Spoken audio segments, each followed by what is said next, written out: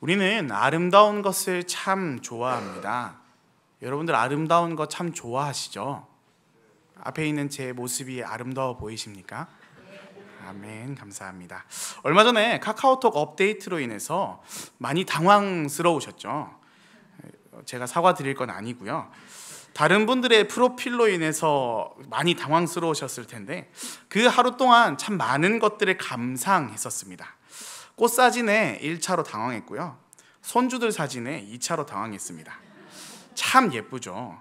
세상에는 아름다운 꽃들과 아기 사진들만 보고 있어도 시간이 가는 줄 모르나 봅니다. 저희 어머니 이야기입니다. 그렇게 꽃을 많이 올려두셨더라고요. 손주들 사진이랑. 그저 감상에 그치는 아름다움이 아니라 그 아름다움을 계속해서 추구하며 살아갑니다. 한국 여성의 데이트 준비 시간이 63.9분이라고 하더라고요. 상대에 대한 마음이 클수록 그 시간은 더 길어진다라고 합니다. 나아가 얼굴에 세월의 흔적을 없애려는 시도, 운동을 통해서 지금을 더 아름답게 유지하려는 태도, 우리 주위에 아름다운 향을 입히기도 하고 우리는 끊임없이 아름다움이라는 것을 추구하며 살아갑니다. 여러분은 제가 들었던 이 예시 외에 어떤 아름다움을 추구하며 살아가고 계십니까? 나아가 우리는 영적인 아름다움에 대해서도 고민하는 오늘이 되길 소망합니다. 사도들은 예루살렘 성전의 정기적인 예배를 참석하면서 그곳 가운데서 기도하는 것을 멈추지 않았습니다. 계속해서 율법을 준수해야 하는 유대인의 정체성을 지키면서 살아갔던 것 또한 사도들이었습니다. 평일에는 매일 3번의 기도의 시간이 있었습니다.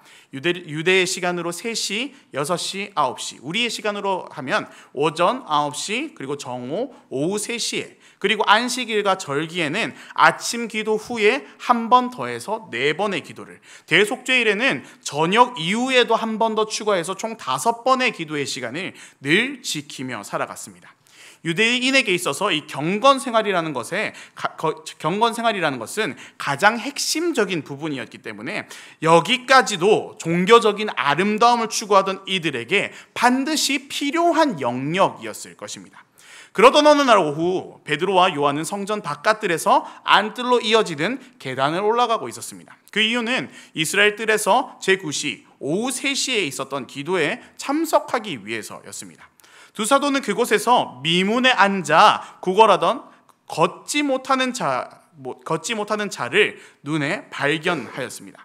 이 미문이라는 곳은 아름다운 문, 영어 성경에서는 이 문을 Beautiful Gate라고 얘기하는데 높이가 23m 정도에 달했다라고 합니다. 굉장히 웅장하고 화려한 건축물이었습니다. 유대 역사가 요세푸스에 의하면 이 문은 고린도산 황동으로 만들고 금과 은으로 입혔다라고 얘기합니다. 이 문은 동쪽으로 나 있었는데 감람산 너머에서 떠오르는 태양이 이 문을 찬란하게 비출 때 사람들은 그것을 보고 감탄했었다라고 합니다. 이름에서도 알 수 있듯이 이 아름다운 문으로 만들어야 했던 이유 또한 존재합니다. 오늘 사도들이 방문하고 있는 이 성전은 제1성전이었던 솔로몬의 성전이 무너지고 스룹바벨이 귀환하여 세웠던 제2성전을 헤롯이 증축했던 곳으로 우리는 흔히 이것을 헤롯 성전이다라고 부릅니다. 그런데 헤롯이 왜 이 성전을 증축하게 되었을까요? 이 헤롯에게는 혈통적인 컴플렉스가 있었습니다. 그는 아브라함과 이삭과 야곱의 혈통에서 나온 사람이 아니라 야곱의 쌍둥이 형이었던 에서의 혈통에서 나온 사람이었습니다. 에돔 족속이었죠. 그래서 유대 땅을 통치하는 데 있어서 유대인들이 그에게 정서적인 동조, 협조를 하지 않았습니다. 명분이 없었던 거죠. 그래도 왕손은 유다 지파의 다윗 혈통에서 나와야 되는데 에돔 사람이 우리를 지배하고 있는 이것을 견디지 못했던 겁니다. 쉽게 마음을 열지도 협조하지도 않았습니다. 이것이 헤롯의 굉장히 큰 정치적인 고민이었습니다. 그래서 그 고민 끝에 아이디어를 낸 것이 바로 이 증축된 성전이었습니다. 유대인들의 마음을 사려면 그들이 원하는 것들을 채워줘야겠죠. 종교적인 어떤 혜택으로 마음을 얻기 위해서 로마 정부의 허가를 받습니다. 솔로몬 성전에 비해서 옹졸하다는 평가를 받았던 그 스룹바벨의 제2성전을 어마어마한 재정을 투입해서 증축하게 되었습니다. 유대인들은 종교심이 강하기 때문에 성전을 멋지게 지어주면 자신에 대한 어떤 호의적인 시선과 태도를 가질 것이라는 얄팍한 정치적 계산이 성전을 더욱 화려하게 만들었던 것이죠. 그렇게 증축된 성전에서 가장 상징적인 곳이 바로 이 미문이었습니다. 그 웅장함과 아름다움을 담아내는 심볼과 같은 곳, 은과 금으로 입혀 만든 문, 유대인들에게는 엄청난 자부심으로 이곳을 통과하는 마음을 가지지 않았을까요? 그리고 그곳으로 들어갈 때, 그리고 그곳에서 나올 때 가지는 자부심, 내가 이곳에 들어가는 사람이다, 내가 이곳에서 나온 사람이다 라는 것을 세상 가운데 드러내는 수단이었던 거죠. 이건 이때만 그랬던 것이 아닙니다. 멀리 보지 말고 우리 주위를 보더라도 비슷한 마음일 겁니다. 제가 준비한 사진이 있거든요. 웅장하죠? 네, 멀지 않은 곳에 있는 아파트의 정문만 보더라도 이 문으로 나가고 이 문으로 들어오는 것이 그들의 자부심이라고 느껴질 정도로 화려하고 웅장하게 짓는 것이 지금도 여전입니다. 네, 사진 내려주시고요. 집에 가시면 안 되니까요. 네. 이 미문을 이용하는 사람들은 이 미문을 통해서 자긍심을 표출했습니다. 이 미문으로 들어가면서 마치 내 예배, 내 제사마저 아름다워질 것 같은 그런 웅장한 마음을 가지고 이곳에 들어섰으며, 유대인들의 이 종교적 허영심을 충분히 충족시킬 수 있을 만한 문이 바로 이 미문이었다라는 겁니다. 그래서 이 미문은 항상 붐볐다라고 합니다. 미문으로 예배 드리러, 제사 드리러 들어갈 때의 자부심, 그것이 왜 대단한 것이었을까요? 적어도 그 문으로 이방인은 들어가지 못했기 때문입니다. 우리를 지배하고 있는, 우리 위에 있는 그 이방인들은 이곳을 들어가지 못했기 때문에 한껏 차려입고 치장해서 그 문으로 들어갈 때 나의 영적인 면모마저도 아름다워질 것이라는 허영과 교만이 녹아져 있는 상징적인 곳이 바로 이 미문이었습니다. 그러다 보니 이 미문은 국어라는 사람들에게 입지적으로 굉장히 탁월한 곳이었을 겁니다. 경건 생활을 위해서 사람들은 성전 중심으로 살았으며 자연스레 이곳은 번화한 거리가 되었겠죠. 그런데 성전에서 가장 아름다운 문이라는 이 장소, 이 미문이 구걸의 장소로 활용될 때에 기도를 하기 위해 나오는 시간, 나면서 못 걷게 된 이라는 스토리를 가진 자를 메고 와서 여기다가 둔 데에는 다 계획이 있던 거죠. 사람들이 예배하러 이곳 가운데 나오고 여기는 굉장히 아름다운 곳이고 나의 무언가를 충족시켜 줄 만한 곳, 그리고 여기에서 구걸하고 있는 이 사람은 무언가 굉장히 큰 스토리를 가질 것 같은, 내 도움 없이는, 그리고 다른 이의 도움 없이는 살아갈 수 없는 이, 누가 봐도 그런 모든 것이 딱딱딱 맞아 들어가는 상황이었던 거죠.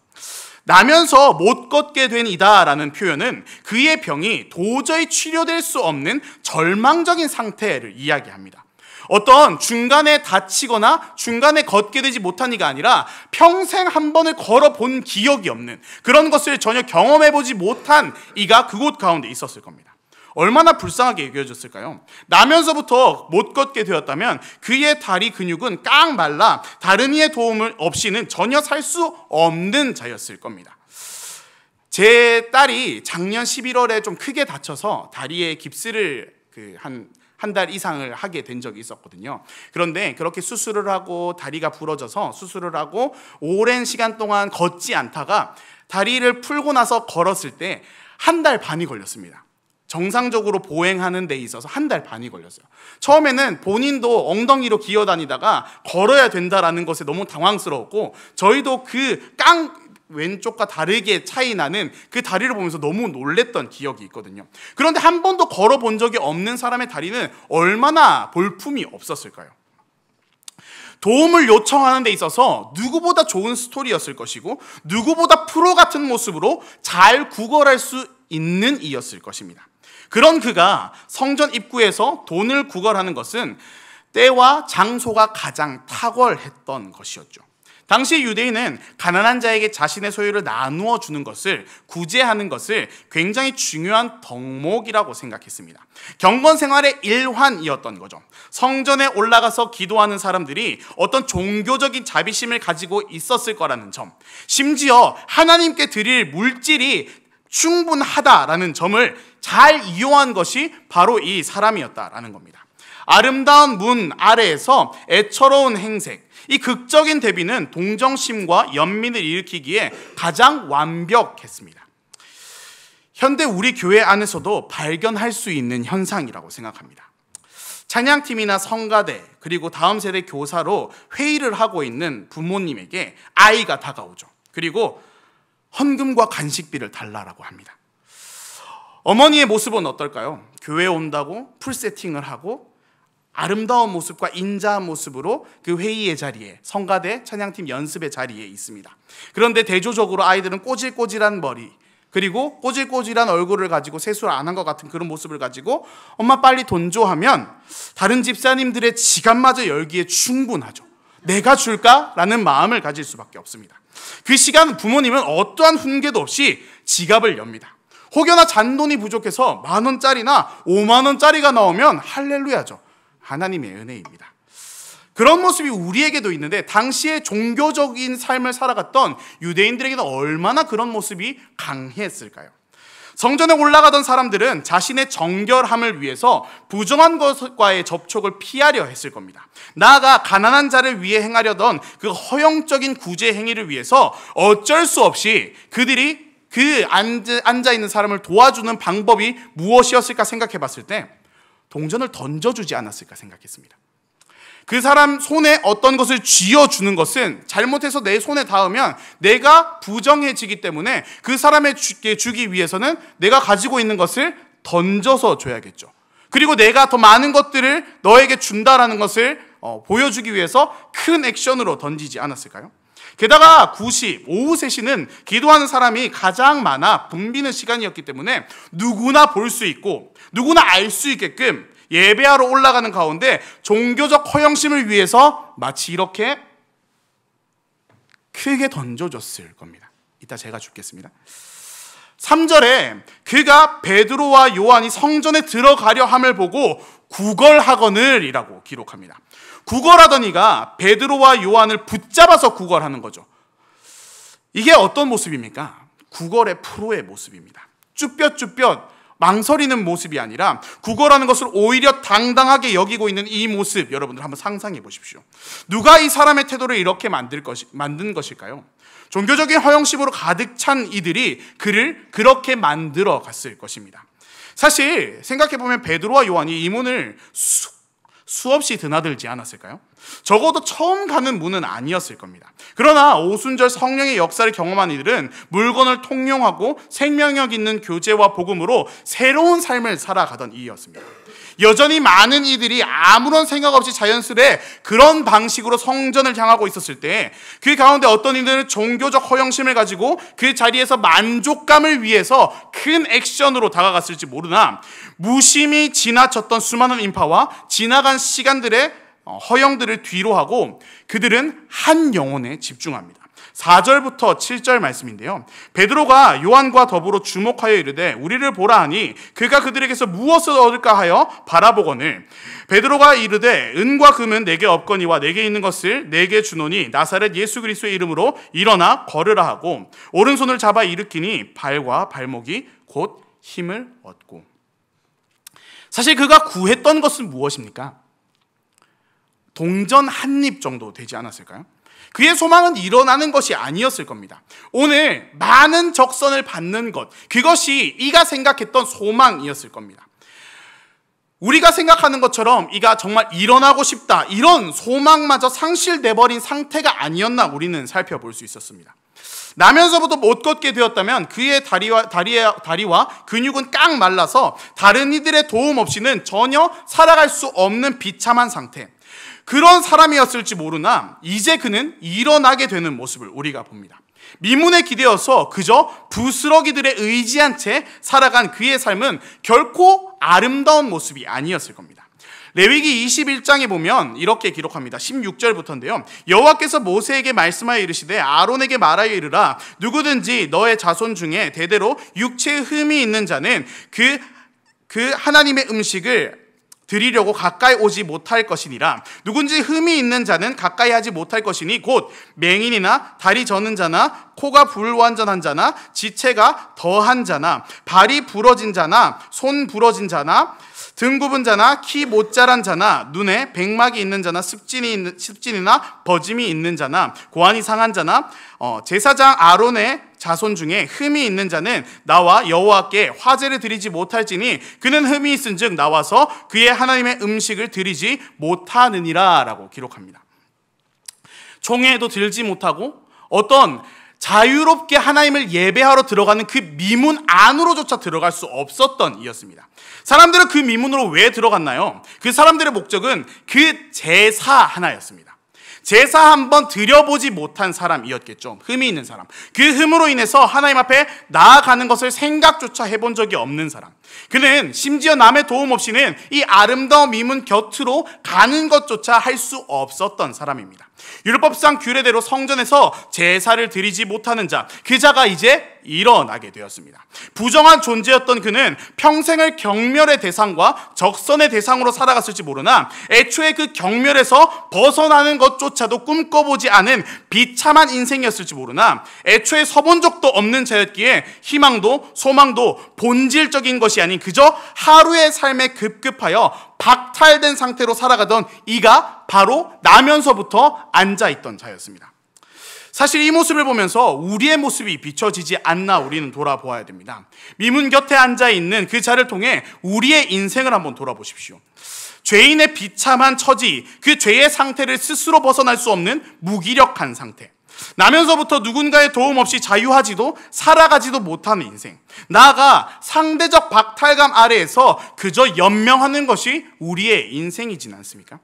수많은 사람들이 날고 기는 것 같은데 그러한 시대 아래 나의 비참함이 어느 순간 우리의 삶을 집어 삼킬지도 모릅니다. 저는 청소년 집회 안에서도 그런 마음을 느껴본 적이 있습니다. 유감스럽게도 오늘 그 일과 조금 비슷했는데요. 다들 영어 찬양을 굉장히 잘하는데 그 영어 찬양을 함께 하고 있는 제 발음이 너무 구린 겁니다.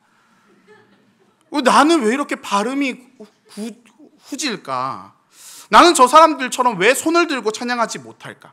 그런 온도 차에서 상대적 박탈감을 느끼며 아름다운 그곳 가운데서 정말 아름다움을 느끼지도 못한 상태, 미문 밖에 앉아있는 그 상태가 저에게도 있었던 것입니다. 이렇게 우리는 우리를 온전케 하는 그 은혜를 받았지만 받지 못한 사람처럼 예배 자리에 있기도 합니다. 우리는 거기에서 그치는 것이 아닙니다. 아름다움에 기대어 그 아름다움의 부스러기를 소비하는 삶을 털어내야 됩니다. 일어선 그의 삶의 진정한 아름다움, 오늘 성경에서 말하고자 하는 것은 그의 두 다리가 힘이 생겨서 그가 일어날 수 있었습니다 라는 그 기적에서 그치지 않았습니다. 8절 말씀에 보면 이렇게 기록합니다. 우리 8절 말씀 다 같이 한번 읽어봅시다. 시작.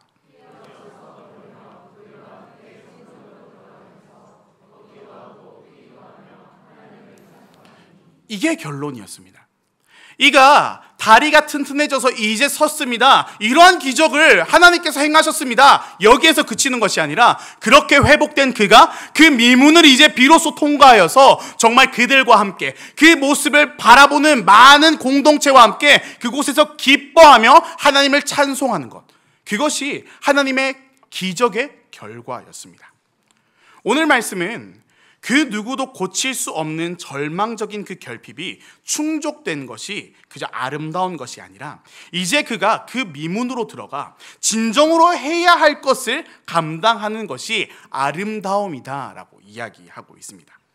나사렛 예수의 이름 아래 온전케 된 증인들과 함께 성전에 들어가면서 걷기도 뛰기도 하며 찬송하는 것, 참된 예배자가 되었다는 것이 중요한 이야기입니다. 이것이 교회 공동체의 진정한 아름다움입니다. 나아가 이 땅에 성령이 오셔서 우리에게 행하신 기적이며 우리 교회가 설립되고 존재하는 목적이 바로 이 예배라는 것입니다. 말씀을 정리하겠습니다.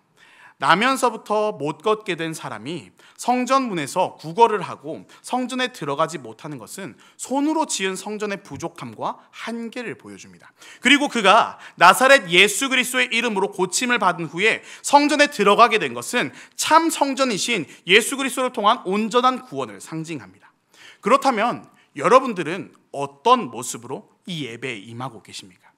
여전히 미문 곁에서 아름다운 그것과 대조되는 내 삶의 상태로 그저 그곳에서 오는 부스러기들을 소비하는 존재로 살아가고 계십니까? 아니면 그곳 가운데 정말로 우리에게 임한 우리를 향한 하나님의 은혜를 경험하고 그 안에서 진정으로 예배하는 삶을 살아가고 계십니까? 관성에 따라 종교적인 허영과 교만함을 과시하기 위한 그런 바리새인들이나 유대인들처럼 살아가고 있지는 않습니까? 아니면 성전 미문에 기대어 그저 생존을 위해서 떨어지는 부스러기에 초점을 맞추고 나는 그것이 필요해, 던져주는 그 동전이 필요한 그런 존재로 살아가고 계십니까? 우리의 기도를 보면 우리가 어떤 삶을 살아가고자 하는지에 대해서 알 수 있습니다. 우리는 우리에게 있는 그 성령의 생명력을 나누어주는 복음의 사도로서의 삶을 살아가야 합니다. 궁극적으로 그렇게 되기 위해서는 은혜를 경험한, 원래는 한 잎의 동전만 구하는 삶을 살았지만 이제 은혜를 경험해서 그 증인들과 동역자들과 함께 그 안에서 자유롭게 찬양하고 기뻐 뛸 수 있는 자로 먼저 살아가야 한다는 것입니다. 미문 곁에 있었던 그 자는 사도들과 함께 예배했습니다. 늘 그 자리에서 자리만 지키는 존재가 아니라 여태 그렇게 살아왔다 할지라도 이제 함께 예배하는 자로 살아간다라는 것입니다. 그저 바쁜 것들에 급급한 삶이 아니라 진정 중요한 것을 행하는 삶, 그러한 삶을 위해 살아가고자, 그리고 그런 삶을 위해 우리의 삶을 드리는 우리가 되길 소망합니다. 동전이 떨어지는 땡그랑 소리가 우리의 소망이 아님을 기억하십시오. 꿈꾸는 것마저 허락되지 않은 것 같은 우리의 인생 가운데 찾아오신 나사렛 예수의 그 이름과 그 능력이 우리를 일어나서 공동체와 함께 예배하는 일상, 그리고 한 번도 통과해 본 적이 없는 그 진정한 아름다운 문으로 들어가 나의 인생으로 주님을 증거하는 삶, 그 은혜가 오늘 우리 가운데 주님께서 주시는 이 말씀으로 말미암아 온전하여지길 소망합니다.